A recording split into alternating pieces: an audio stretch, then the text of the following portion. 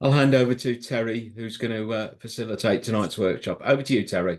Thank you, Brett. Thanks.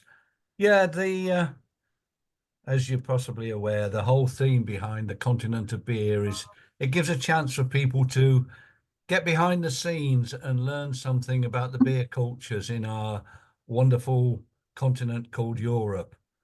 Uh, I've known quite a few of you in the past, and some of you, the new members, may see my name around for a little bit. I was around in the early days.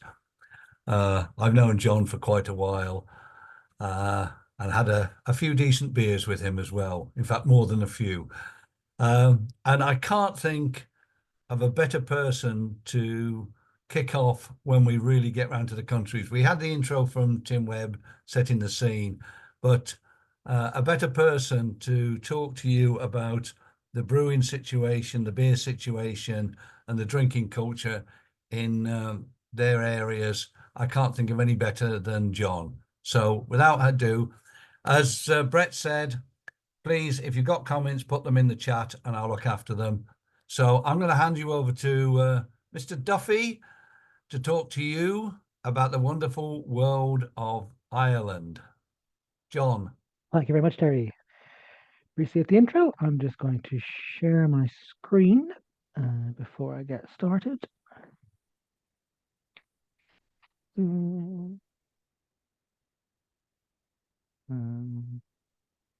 Yeah, that's fine, John. I'm just going to start the slideshow. Yep, that should be it. Hopefully that looks okay. Hopefully you can hear me.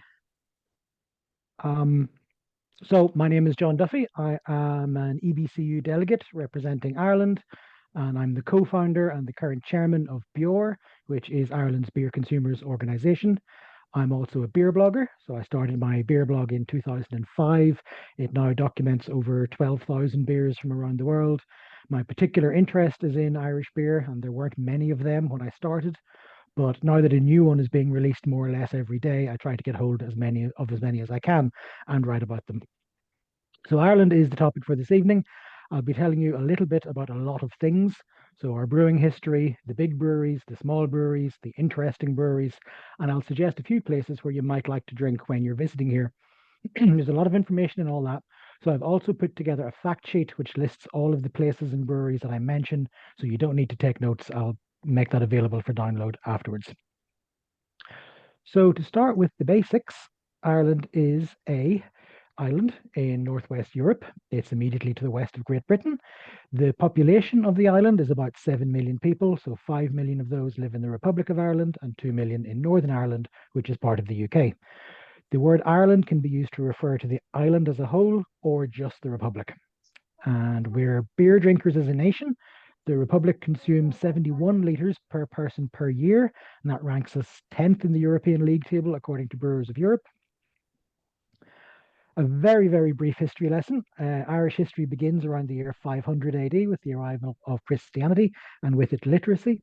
From 800 or so, the Vikings appeared and they built Ireland's first cities, including Waterford and Dublin. Ireland was then colonized by Norman England from the late medieval period onwards.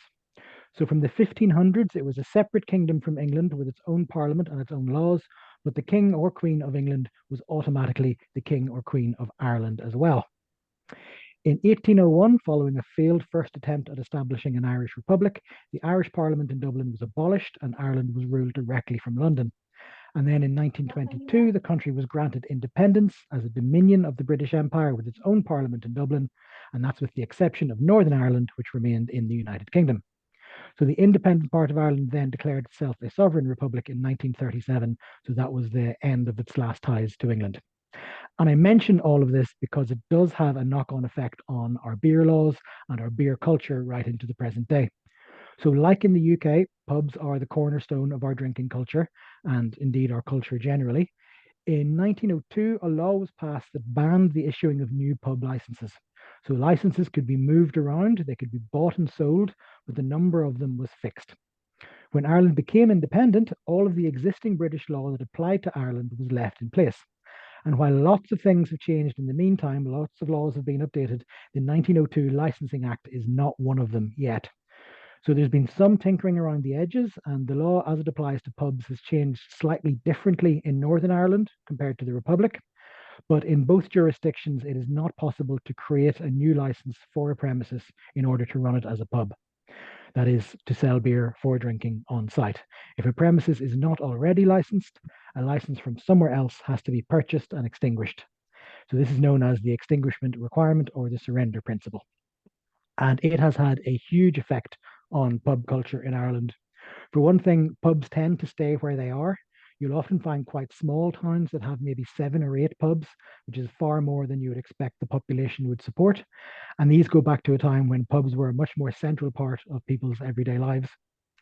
And then in the cities, you'll find these huge rambling multi-room pubs, and those results from the owner trying to maximize the value of the license by buying the neighboring property and knocking through the internal walls.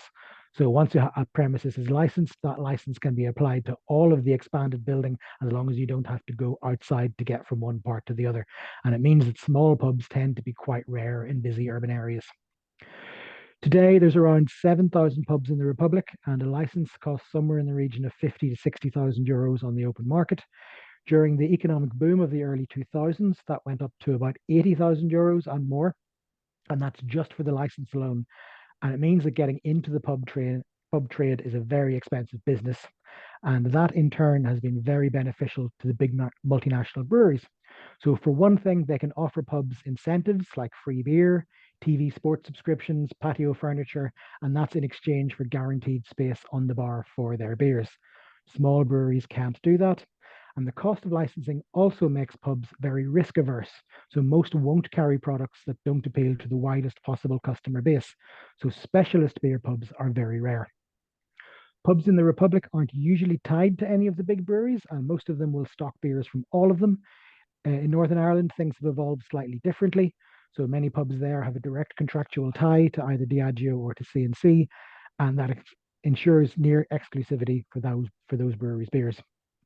So licensing has shaped how our beer industry operates, and mostly not in a good way from the consumer point of view. It limits the choice of beers available, and it makes things very difficult for small breweries trying to secure access to the market. The current government in the Republic has promised widespread reforms to licensing law, including an end to the surrender principle, but it hasn't really published much detail on this yet, so we may be waiting a long time on that, and I will come back to that towards the end. So before we leave the fascinating subject of pub licensing, a note on hours. So pubs may open from 10:30 in the morning on Monday to Saturday and 12:30 on Sundays and St. Patrick's Day. And that's also the earliest that alcohol can be sold in shops. In practice, pubs tend to open at 12 noon if they serve food and 4 p.m. if they don't. There are a very small number of pubs known as early houses when they have permission to open at 7 a.m. on Monday to Saturday, and these were originally for the market and dock workers, and there are 5 of these left in Dublin, and there's one in Cork as well. Normal closing time is 11:30 p.m. Monday to Thursday, 12:30 p.m. on a Saturday, and 11 p.m. on a Sunday. However, unlike in Britain, there's a generous half hour of drinking up time added onto this, and that means that no more drink can be sold, but you can stay and finish what you have. And pubs can also apply for late extensions as far as 2:30 a.m., and many central urban pubs have these extensions on most days. In some of them, the price of a beer increases after midnight to defray the additional cost of the license extension. Shops cannot sell alcohol after 10 p.m. on any day, and happy hours, drinks promotions, buy one, get one free offers, they're all illegal in the Republic, as are gaming machines, so you won't usually see fruit machines in the pubs. So enough about pubs, let's move on to the beer. Beer is native to Ireland. Barley has always been a staple crop for Irish farmers. Before hops arrived from continental Europe in the Middle Ages, Irish ales were brewed with a similar blend of herbs as were found elsewhere in Northern Europe, so meadowsweet, yarrow, bog myrtle, heather, and so on. And much like in the rest of Europe, the modern era saw Irish brewing move from the domestic into the commercial sphere.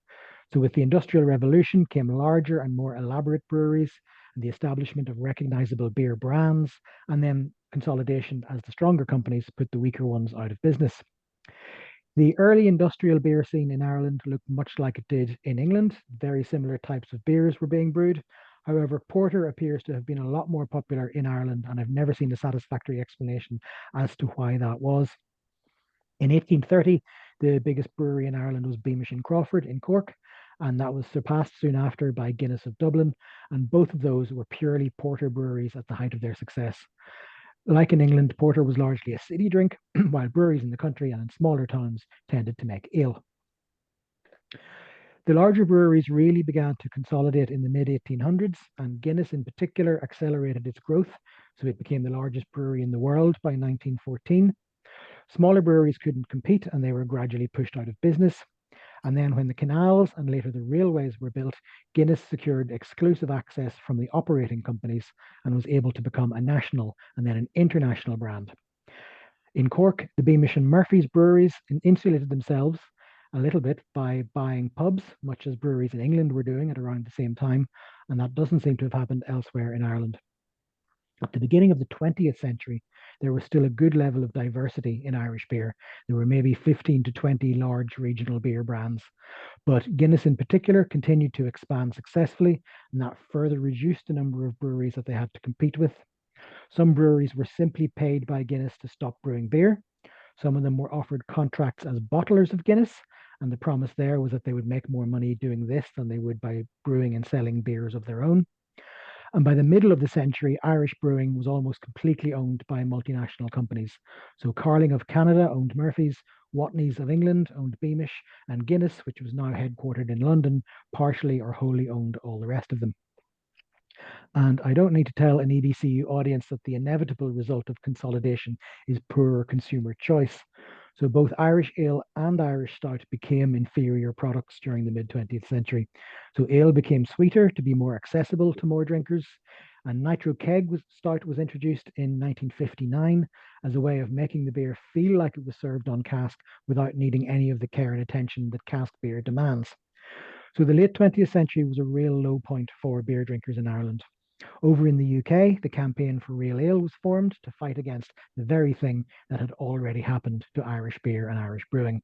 And Irish drinkers don't seem to have minded that beer choice and quality had been getting progressively worse for some time. So things began to improve from the 1990s. Between 1995 and 1998, there were several new brewery pubs established around the country, and these brought the choice that had been missing. So by being pubs first and breweries second, the likes of the Porterhouse in Dublin and Franciscan Well in Cork found a way of bypassing the problem of having to fight the big breweries for space on the bar counter. And at the turn of the millennium, there were once again 15 to 20 breweries operating in Ireland, almost all of them at pub scale or not much bigger, and mostly they were copying the styles that the big breweries made, so nitro stout, red ale, and pale lager. The big change happened in 2005 when the government introduced a tax break for small breweries as permitted under European law. So this helped the handful of already operating breweries to become sustainable, but it also encouraged a whole raft of new breweries to start up. And the first of the new wave was Galway Hooker. And their unique selling point was that they didn't make stout or lager or red ale. They made a hop forward American style pale ale, something that was literally revolutionary in Irish beer. So today there are about 100 breweries operating on the island of Ireland. There's about 70 in the Republic and there's about 30 in Northern Ireland. And next I'm going to tell you about the beers that you'll find when you go drinking here.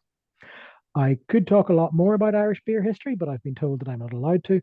If it's a subject that you're interested in, I recommend the Irish Beer History blog, and you'll find a link to that in the fact sheet.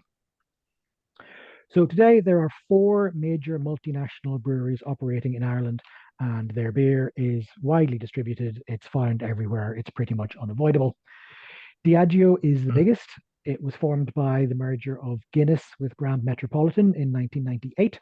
It's known for Guinness, but it also brews Harp, of course, Smithwick's, Rockshore, and Carlsberg under license. And none of it is particularly good. There's a myth that Guinness somehow tastes better in Ireland, but it absolutely doesn't. They didn't become the company they are by allowing their product to vary from place to place. They figured out how to do quality control quite some time ago. If drinking Guinness in Ireland, my recommendation is to avoid the ice cold nitro keg version and ask for a large bottle off the shelf.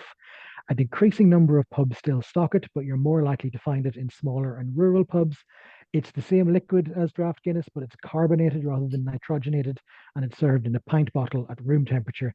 And as such, it actually tastes of something, which draft Guinness pretty much doesn't. There is a vast Guinness museum called the Storehouse in Dublin, and it has some nice views from the bar at the top, but that's about it. And then there's a pilot brewery alongside called the Guinness Open Gate, which does small batch and one off beers. And many of those are very good. But then they also use the Open Gate brand on more widely distributed IPA that isn't brewed at Open Gate and isn't very good. Diageo also has a museum at the site of the former Smithwick's Brewery in Kilkenny. The brewery itself there was closed in 2013 and subsequently demolished, but it's still the Smithwick's brand home. The second biggest brewery in Ireland is Heineken, and Heineken is the most popular lager in the country. We get a unique version of it, which is 4.3% ABV, which is ideal if you find the full 5% Heineken Pilsner a bit on the rich side. Heineken now owns and brews both the Murphy's and Beamish Stout brands. Beamish is the drier of the two, and it's managed to survive as a low budget beer, so it's usually priced a few cents cheaper than Guinness. Murphy's is becoming rare outside of Cork, which is a shame. I think it's the best of the big three stouts. It has an extra chocolate malt complexity in its flavor that makes it more worthwhile. And Heineken was an early adopter of the fake craft beer concept, so creating a brand with no origin information in the hope that consumers would think that it's an independent brewery, and that's called Culture. And it's still around. There's a pale ale and a red ale, and they're best avoided. The third large brewery is C&C. Their bread and butter is Magner's cider, which is called Bulmers in Ireland for reasons that are far too boring to go into. They do have a beer brewery as well in Tipperary, and in Dublin you'll see their Five Lamps brand around the place. They even claim to have a working Five Lamps brewery at a huge pub in Dublin called the Camden, but I'm very skeptical as to whether they brew anything on that kit at all. So Five Lamps Lager, the Red, the Pale Ale, and the IPA, they're all brewed on the big industrial brewery in Tipperary, and they're all terrible beers. Outside of Dublin, the main C&C beer is a very plain lager called Clonmel 1650. And then they're also the distributors for AB InBev in Ireland. So they brew Budweiser here, and then they import the likes of Corona and Stella Artois from the breweries that make those in the UK.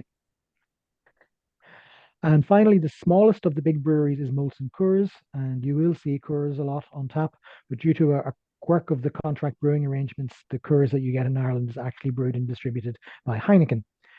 You might see the occasional Blue Moon or Molson Canadian tap, but the flagship brand for Molson Coors in Ireland is Franciscan Well.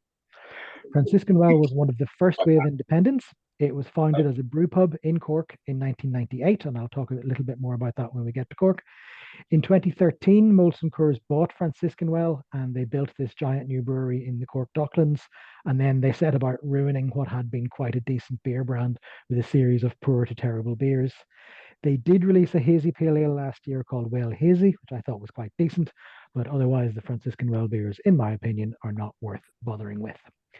So I feel a bit dirty after that, and we're going to move on to the independent Irish breweries. As I mentioned, there's about 100 breweries on the island in total, so I'm not going to tell you about all of them, just a few personal highlights from me. And we'll start with the larger independents. So these are the breweries whose beers you may find as the one or two token craft taps in mainstream pubs, and you will find their cans and their bottles in supermarkets and in corner shops. They all have a core range, and then they all release special limited editions every month or so.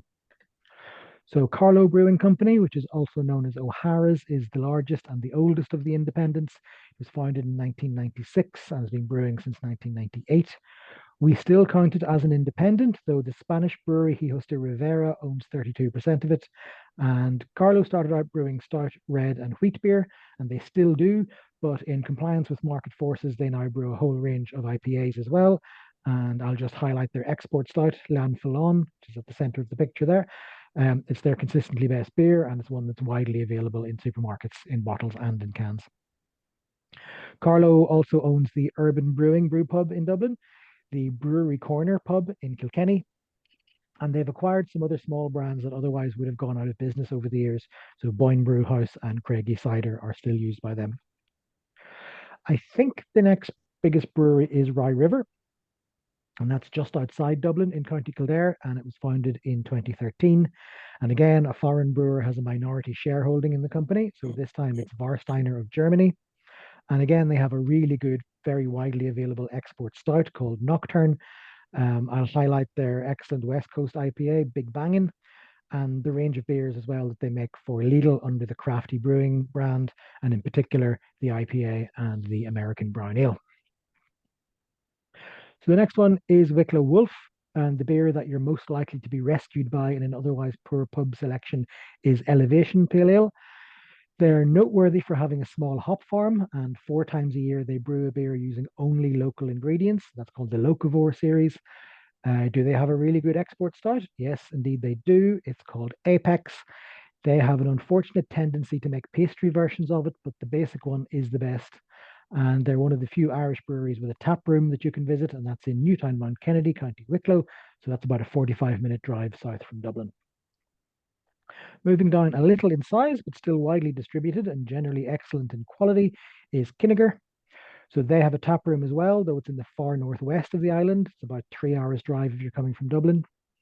Shamefully, they don't have an export stout in their permanent core range, but they do have a superb black rye IPA called Black Bucket, and they have a widely distributed flagship IPA called Scraggy Bay, which is really good. And also based in the Northwest and distributed nationally is the White Hag. So they do an excellent session IPA as their flagship called Little Fawn in the bright green can. And if you're traveling through Dublin Airport, you'll likely find the pale ale that they brew for Dublin Airport called Altitude. They do an annual release of an excellent imperial oatmeal stout called Black Boar, and they have a barrel aging program so you can get barrel aged versions of that and of their other strong beers. They don't have a tap room, but most years they hold a festival at their brewery in August, and that's on the Dublin to Sligo railway line.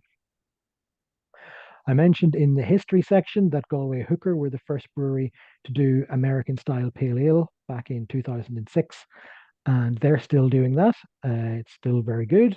It's widely available, especially in Galway itself. Galway Hooker's range isn't as big as the others. There's an IPA, there's a red ale, there's a stout, and there's a pilsner, and then the very occasional limited edition. They have a tendency to rebadge their beers on draft for particular pubs, and that makes it look like they make far more beers than they actually do. And before you ask, a Galway Hooker is a type of fishing boat and absolutely nothing else. Galway Hooker is not to be confused with Galway Bay. For the most part, Galway Bay Brewery works out of its chain of pubs in Galway City, Belfast, and Dublin, though you'll occasionally find their beers in cans in shops and rarely on tap in other companies' pubs. A few years ago, Galway Bay Brewery merged with another medium-sized brewery called Brew, and the Brew beers are the ones that you're more likely to find in the supermarkets. Galway Bay's special edition beers are the highlight, but from their core range, I recommend Ostara, which is their nitro stout, and Slow Lives, the Hellas. So, getting at least one beer from each of these 7 breweries should be your mission on any visit to Ireland. It's not difficult to do if you keep your eyes peeled. But next, I'd like to talk about some of the more esoteric breweries, the ones aimed more at the connoisseur, the ones whose beers are harder to find, but that are well worth the effort if you want to experience Irish beer at its best and its most interesting. So, we'll start in Dublin with Dot. Strictly speaking, Dot isn't a brewery. It gets most of its beer brewed at 2 other Dublin breweries, Third Barrel and Hope. It's what it does with them next that's of interest. Dot specializes in blending and barrel aging. It has a long-standing relationship with the Teeling whiskey distillery, and that supplies it with all different kinds of whiskey barrels, so ex-bourbon, ex-wine, ex-rum, ex-tequila, all of that. There is a core range of normal styles, but the really interesting releases are generally their one-offs. Wild yeasts and spontaneous fermentation are a specialty of Wide Street Brewing, and that's based in Longford, which is near the middle of Ireland. Recent highlights here have included the Saison de Pyrenees, which is a wine barrel aged Saison, and Cuvée Prestige, which has blended different ages of Brett fermented Saisons with spontaneously fermented ale from the brewery's own coolship, and then matured on wild local gooseberries. It was really good. And if all that sounds a bit Belgian, then it's even more the case for Land and Labour. Land and Labour began as the personal project of Galway Bay's head brewer, Tom Delaney.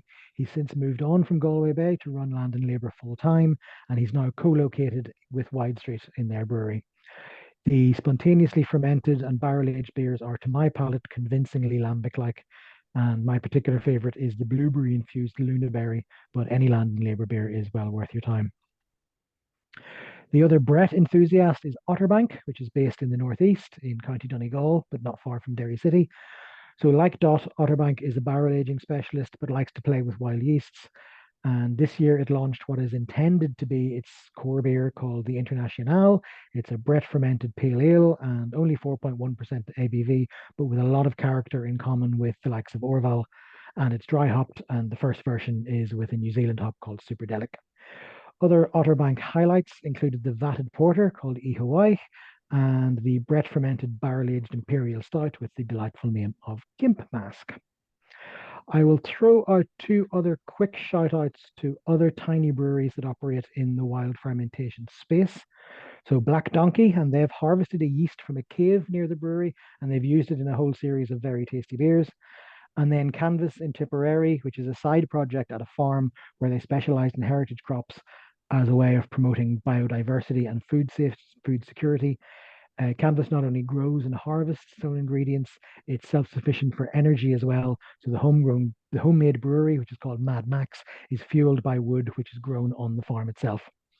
So finding beers from either of these two is advanced level stuff. They're both very small operationals, but they're part of our national brewing scene and well worth your while nonetheless. And just finally, on a slightly different tack, we have Mescan, which is a little piece of Belgium in the west of Ireland. It's a joint venture by two vets, one Irish and one Belgian. They don't go in for the wild beers quite so much, but they do make traditional Belgian styles like the blonde ale, triple saison, and they do them very faithfully to the Belgian originals by and large. They're based in Westport in County Mayo, and their beer is fairly easy to find, both bottled and draft around there. With the exception of Dot, these breweries are all in rural Ireland, but their beer is easier to find in the big cities. So, since we don't really have a culture of visiting breweries or drinking in them, I strongly suggest that the traveller in search of beer choice in Ireland sticks to the major cities. Even in quite large regional towns, the beer options can be very poor indeed. The chances are most visitors will arrive in Ireland in Dublin, and that's by far the largest city on the island. And for a city the size of Dublin and a European capital as well, I think Dublin is very poorly served for beer. So there's only really one specialist beer bar. There's one pub which has complete freedom to put whatever beer it likes through its taps, and that's Underdog. It's on the north side of Dublin city centre. It's now in its third location since it first opened in 2017. Underdog is also fastidious about having an up-to-date online tap list. It specializes in new release Irish beers, though it carries imports as well. It has regular tap takeover events, and that's just a section of today's menu there on the right. The Galway Bay Brewery has a number of pubs around the city. The emphasis there is on beer by Galway Bay and Brew, understandably, but they also carry guest beers. So the Black Sheep is probably the best of the pubs for the beer offer. The Beer Temple is the largest of them and the most central. And then the Brewdock, which is the smallest, and it's convenient to Connolly Station if you're taking a train from there. A recent addition to Dublin's good beer scene is Fidelity, and that's co-owned by the Whiplash Brewery, and it always has a range of Whiplash beers on tap, plus some Irish and some international guests as well. Then the Porterhouse, it's another one that mostly serves its own beers, but it has a regular turnover of guest beers as well. The Porterhouse opened as Dublin's first brew pub in 1996, and although the brewery is long gone, it's still worth visiting for a pint of their stout or their porter, and these days those are contract brewed elsewhere. The Porterhouse in Temple Bar also has a regular cask pale ale from Hopkins and Hopkins Brewery, which is another Dublin brewery. And if cask ale is your thing, Hopkins and Hopkins also supplies it to J.R. Mahon's, which is right in the middle of Dublin, beside O'Connell Bridge. And then there are two branches of J.D. Wetherspoon in central Dublin, the Silver Penny on Abbey Street on the north side and Keevan's Port on Camden Street on the south side, and that's also a hotel. And they all carry generally mostly English cask beers, but will often have one or other of the beers from Brehon Brewhouse or Dungarvan, which are the two Irish breweries represented. Quality beer and quality food are rarely found together in Dublin, but one place that takes both of them very seriously is El Mulligan Grocer, which is a pub and restaurant in Stoneybatter. The Scotch egg is their particular signature dish. Both the Scotch egg and the vegetarian Scotch egg are well worth having if you're in there. If you really do want to drink next to stainless steel tanks, there's the Guinness Open Gate Brewery, which is open Thursday to Saturday every week. In the Docklands area, there's Urban Brewing, and there's also Brewdog Outpost Dublin.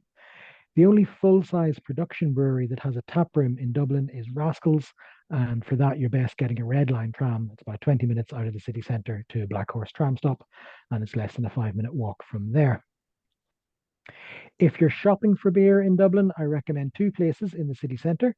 One of them is Malloy's on Francis Street, and the other is Craft Central, which is based inside the Stephen Street News shop. Craft Central doesn't have everything that they stock on site, so they have an order facility. You can order for free and pick up in the shop via their website, which is craftcentral.ie. You may be interested more in pubs than beer, and if so, there are a handful of well-preserved historic pubs in amongst the many, many fake ones. For a mini crawl of old-fashioned pubs, I suggest starting at Mulligan's of Poolbeg Street, which is not to be mistaken for L. Mulligan Grocer, which I just mentioned. That's Mulligan's on the bottom left there. And then to the Palace on Fleet Street, which is the one on the top right. McDade's, which is just off Grafton Street. The Stag's Head, which is on Dame Lane, which is the one on the top left there. And then bottom right is the Long Hall on South Great George's Street. So they're all in the South City Centre. They're all within an easy walk of each other, and they're on the fact sheet list. So that is Dublin. That's where I live. It's where I am most familiar with. For the other major cities, the highlights are a little sparser. If you're traveling to the other cities from Dublin, the Irish rail system mostly radiates out from Dublin, so you can travel between Dublin and another city in a few hours, but traveling between the smaller cities is less practical, and you'll probably need to get a bus or have a car to do that. Ireland's second city is Cork, and Cork has a reasonable claim to be the first city as regards beer. I think the county of Cork holds the record for the largest number of breweries. I mentioned that Underdog is the only truly independent beer bar in Dublin. Cork's nearest equivalent is the Beer House on Pope's Quay in Cork, and it's an essential stop when beering around the city. Further down the quays is the Franciscan Well Brew Pub, and this was the original home of the Franciscan Well Brewery, which was founded in 1998. And when its owner sold the brand to Molson Coors, he kept the pub and the name for the pub. So despite it being called the Franciscan Well, it's not in any way related to the Molson Coors owned Franciscan Well Brewery, which was a ridiculous decision, but there we are. To complicate things further, the Brewpub Brewery is still operational, and it produces beer under the brand Original 7. And it also serves what I firmly believe to be Ireland's best pizza. And every Easter, they host a beer festival here in the beer garden, and they have various Irish breweries invited into that. Cork also has the Rising Suns Brew Pub, so it's a large American-style sports-oriented venue. The beer is good. It's particularly useful as one of the few good beer destinations in Cork, which opens at noon. So if you're making a day of it, you don't have to wait till the afternoon. And the same owner has a number of pubs scattered around Cork, so you may find Rising Suns beers in amongst them as well. There is also a brewery operating at the Elbow Lane restaurant, though that place is very much food-led. I'm not sure you're welcome to just go in for a drink.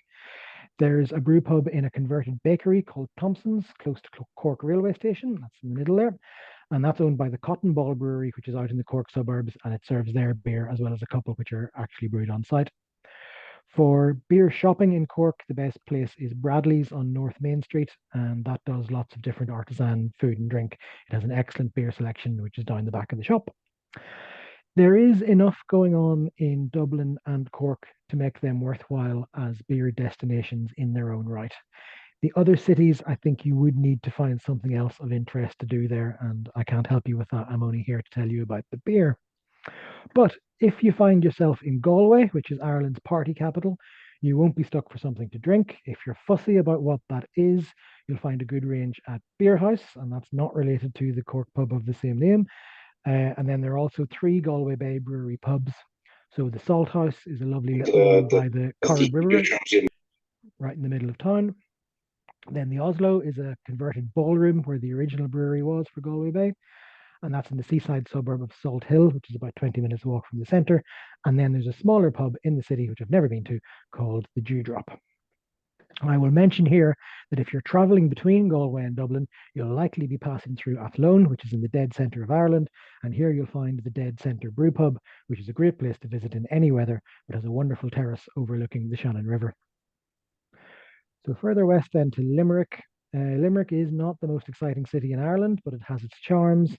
One of those is Crew, which is a very cool sort of modern brew pub in the centre of the city.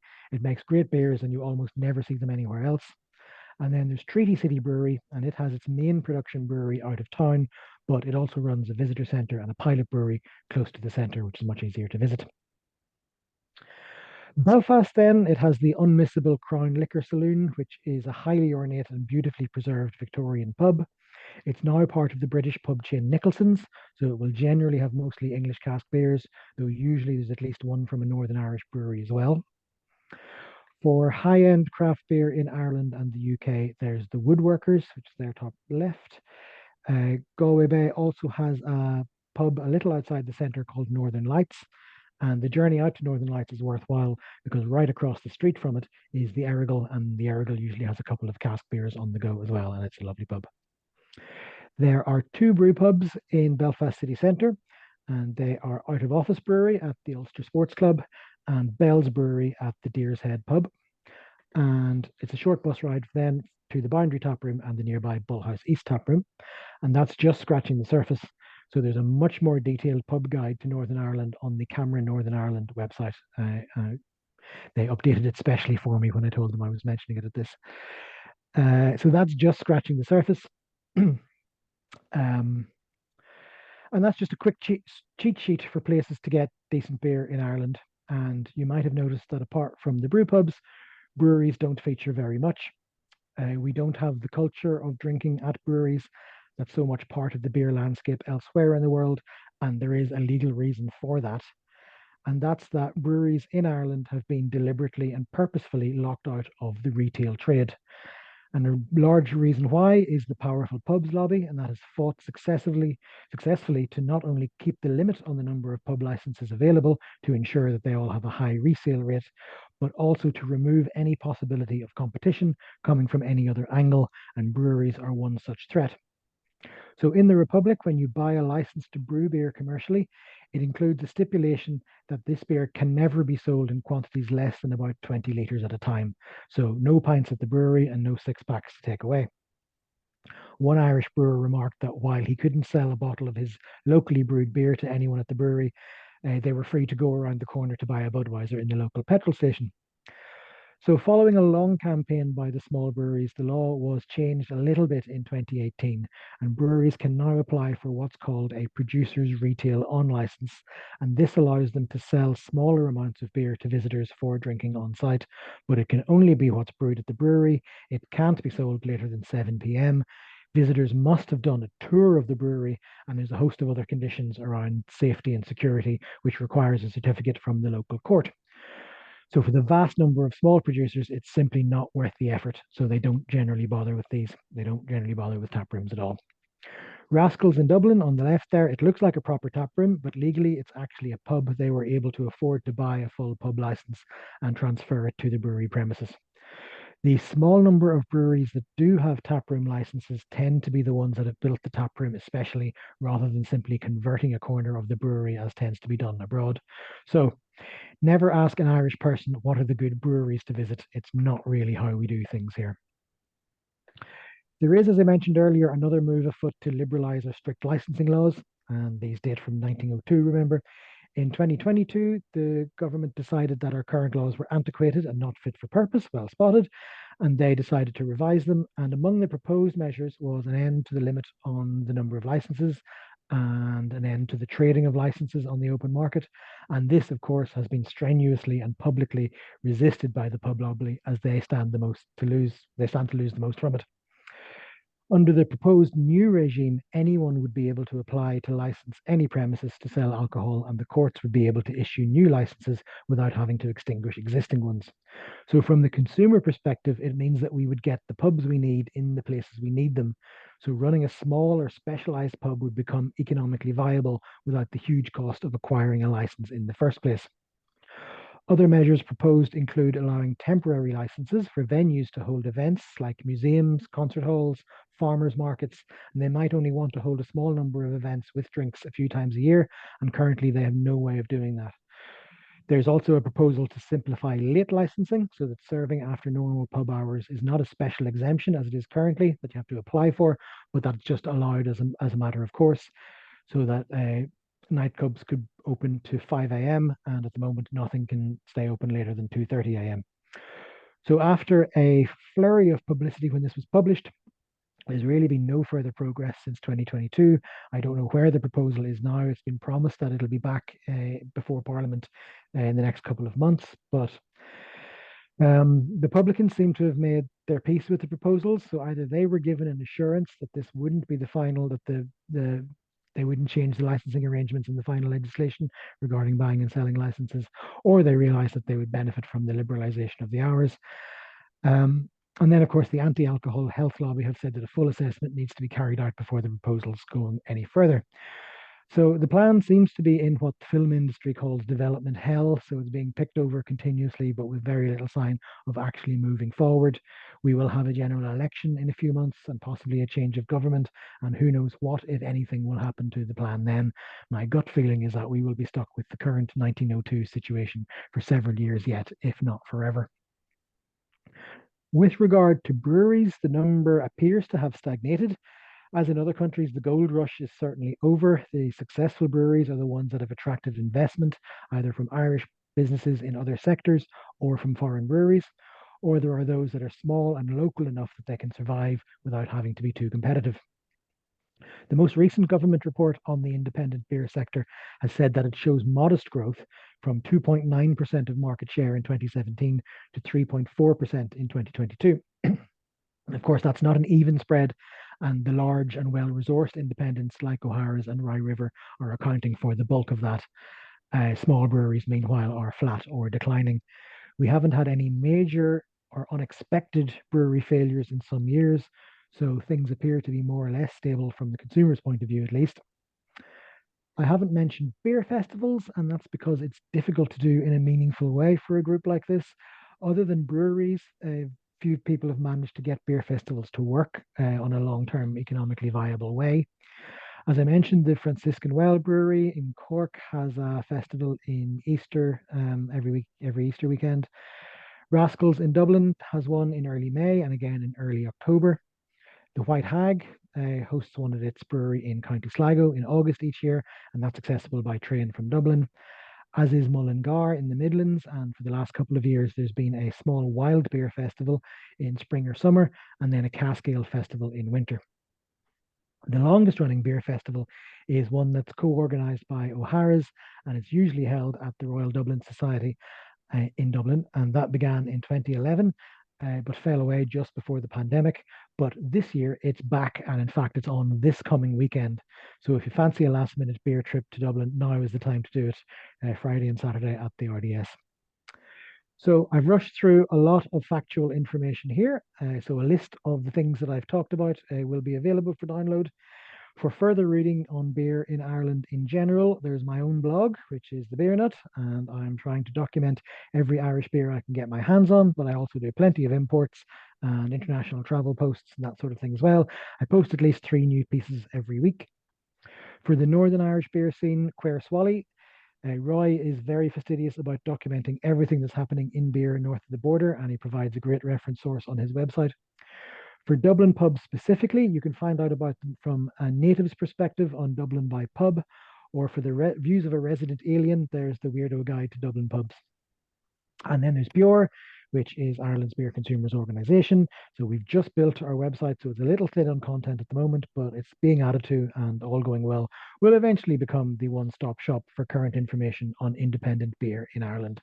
And we also have a web forum, and you don't need to be a paying Bure member to join in there if you have any questions. Drink Irish is a worthy attempt to try and create a live tap listing for independent beer in Ireland, though it's a little let down by having only a small number of contributors. And then there's also Untapped, which has the same problem, but it's at least useful for finding out where visitors to Ireland from the USA and the Netherlands have been drinking recently. So I think that's enough for me. If you have any questions, I'm around for the next while. If you'd like to tell me that I didn't mention your particular favorite Irish brewery or pub, you can keep that to yourself. Thank you very much. John, thank you very, very, very much for that. That was a really good and informative run through in a quick time. I noticed, whether by accident or deliberately, you didn't mention one great myth that's propagated by American films usually, that the minute you walk into an Irish bar, everybody's rushing around dancing and singing and playing fiddles. There is Yeah, a you, great love of pub culture. There's a fantastic love of music in across the whole of Ireland, but it's not quite as Hollywood portrays it. it's not. I think the pubs in Temple Bar try that, but it's all fake. The only people you'll find in there are other tourists. So counsel against going to the pubs in Temple Bar for bad, expensive beer. Yeah, it's a cracking society. That I have to say though, that the one thing is, wherever you are in Ireland, the pubs are welcoming. They are with True. most of the bars we know across Europe anyway, but they really are. People make you feel welcome. They make you feel at home, and they'll sit and they'll chat, and they like to talk. And if you're prepared to talk about beer and talk with them about beer, I'm sure you can have a cracking conversation. Um, it has suffered. It's suffered, and let's hope that, as John said, some things may change with a new government, but I suspect it's going to be same old, same old. And the situation sadly will sit as it is. Um, I haven't seen any questions from anyone for you, John. So everybody, I think, has been thoroughly absorbing and taking it in. It's interesting the way that Belgium influence and other countries' influence is starting to mix. And I think this is something that perhaps is spreading wider than just Ireland. We're seeing this mix now of beer styles across Europe, where Yeah. people go out and they brew in conjunction and collaboration brews. I think possibly jumping slightly off it, but Denmark may have had a similar effect and a bearing in some ways. Yeah. So I think it's just that brewers get bored. They want to try something different, and Belgium with all its barrels and its bugs gives you an opportunity to really play with beer as a format. I think that's what the brewers see in it. John, I've got a question. You're talking about some of the newer breweries are actually brewing porters and stouts. Would you say that um their examples are sort of drunk by people who drink Guinness, or are Guinness drinkers, do they tend to sort of try these newer beers? In Yeah, other words, well, what's the profile of the drinker?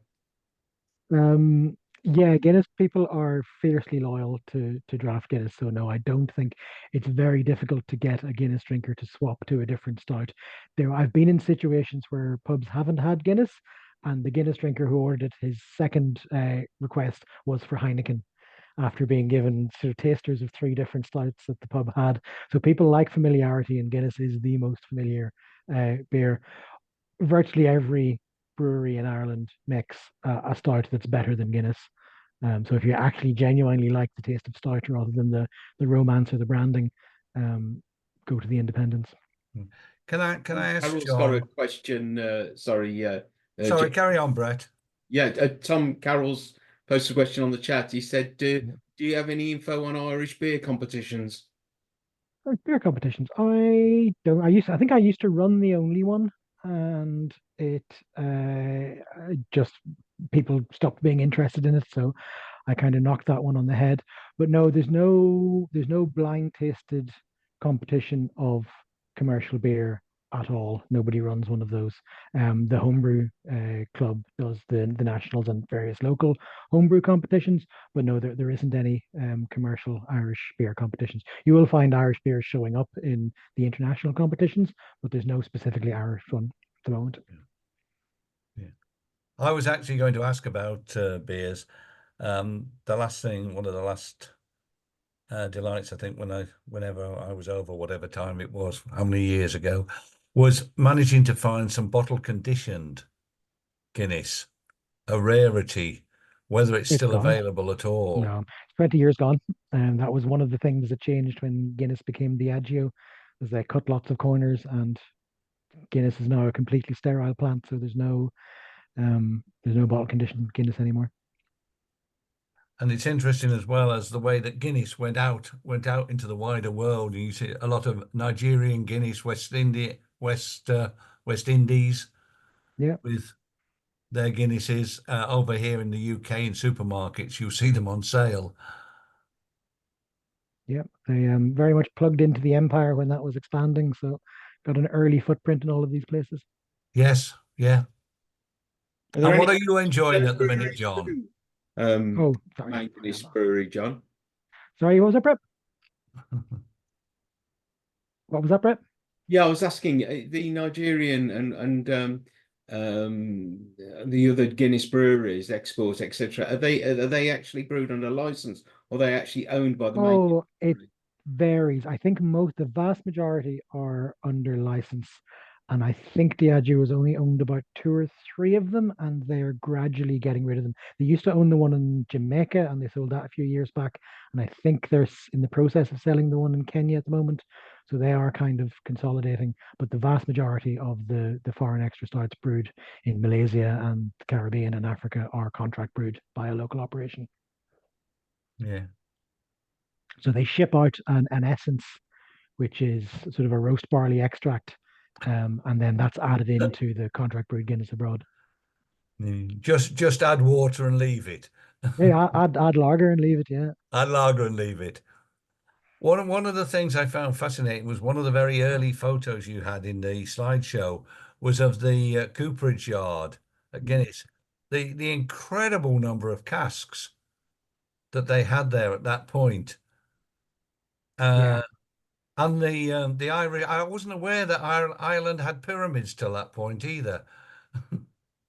yeah. But I They think still have they still have vast amounts of space at St James's Gate that they don't need. Modern breweries don't need that much space, or all the buildings or all the yards.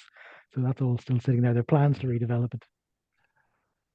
well, I hope what you've given people is a taster of if they do go to Ireland, please do go over there. It's a cracking place to visit. It's a lovely country, and it's worth the attempt and the effort of searching around a little bit, as John said.